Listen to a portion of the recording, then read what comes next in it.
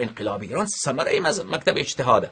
آقای خمینی که آمد انقلاب کرد به عنوان یک صوفی، به عنوان یک فیلسوف، به عنوان یک عارف انقلاب نکرد، به عنوان یک مرجع دینی انقلاب کرد، به عنوان نماینده مکتب اجتهاد آمد انقلاب کرد، به عنوان یک کسی که جاهل به احادیث و روایات. این الاغ، این خر آمد در دنیا این فساد و آتش را برپا کرد، در حالی که یک روایت نداشت، یک حدیث نداشت که شما انقلاب بکنید، شما دولت تشکیل بدید. یک خری به این نگفت که کجا.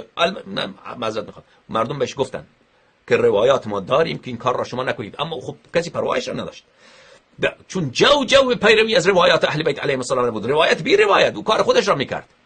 متوجه هستید؟ این همه مردم که آمدن از او پیروی کردن، چون اصلا این نبود، چون کلام مرجع برای مردم حجت بود، کلام مجتهد برای مردم حجت بود. نائب امامه، نائب، مثل این که خود امام زمان علیه السلام آمد انقلاب میکنن.